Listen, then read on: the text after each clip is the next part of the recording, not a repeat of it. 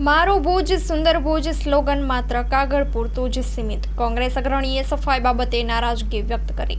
Story report by કરણ વાઘેલા, ભુજ. આજે રાષ્ટ્રપતિ શ્રી જ્યારે આવવાના છે એટલે ખરેખર ભુજ શહેરના વોર્ડ નંબર 1, 2, 5, 6 ને 7ની ટીમો તમામે તમામ 36 મીટર રિંગ રોડ ઉપરથી સીધો આપણે સમૃદ્ધિ વન સુધીનો વિસ્તારમાં જ્યાં આ રાષ્ટ્રપતિ પધારવાના છે ત્યાં સુધીના વિસ્તારમાં રસ્તા ઉપર મોઢો દેખાય એ રીતની સફાઈ થઈ રહી છે. તો ભુજ શહેરને ભુજ શહેરની આવી સફાઈ શા માટે નથી થતી? આજે ભુજ શહેરમાં તમે જ્યાં જાઓ ત્યાં કચરાના તમને ઢગ જોવા મળશે.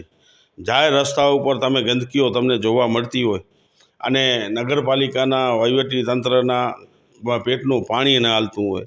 જ્યારે અમે નગરસેવકો જ્યારે રજૂઆત કરતા હોઈએ સફાઈ માટેની, ત્યારે કહેવામાં આવે કે રાષ્ટ્રપતિ શ્રી આવે છે અને તમામ ટીમો અમે રિંગ રોડ ઉપર લગાવી છે. તો ભુજ શહેરની પ્રજાનો વાંક શું? ભુજ શહેરની પ્રજાને તમે 5 દિવસ 6 દિવસ સુધી ન ડોર ટુ ડોર કચરો ઉપરે, ન રેગ્યુલર સફાઈ થાય કે બધે. જો ખરેખર આના માટે અલગથી તમને ટીમો રાખવી જોઈએ, અલગથી આની સફાઈ રિંગ રોડની થાય, એમાં અમને વાંધો નથી. રાષ્ટ્રપતિ કને તમારું ખરાબ ન લાગે કે વહીવટી અધિકારીઓ એમની જોડે જે આવતા હોય એમની કને તમારો ખરાબ ન લાગે, ધારાસભ્ય અને સંસદ સભ્યનો ખરાબ ન લાગે, ભલે સફાઈ થાય એમાં અમને વાંધો નથી. પણ આવી સફાઈ ભુજ શહેરમાં ક્યારે થશે એ અમારો એક મોટો પ્રશ્ન છે.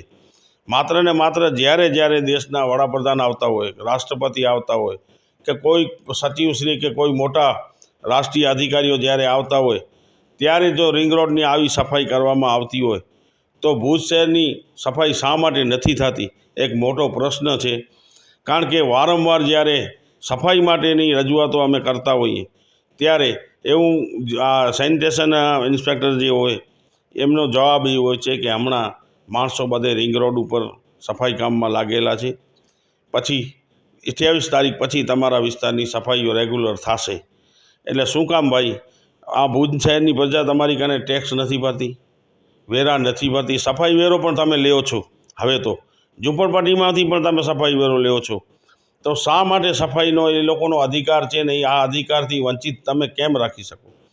જ્યારે તમે જોયું હશે મીડિયામાં કે દેશના વડાપ્રધાન જ્યારે પોતાના હાથમાં કચરા ન પડ્યા હોય તો ઉપાડી અને ડસ્ટબિનમાં નાખતા હોય અને સફાઈ પ્રત્યે જ્યારે આટલો મોટો અભિયાન માટેની અપીલ કરતા હોય તો શું ભુજ નગરપાલિકા દેશના વડાપ્રધાનને પણ ન માનતી હોય, એમની સૂચનોને પણ ન માનતી હોય?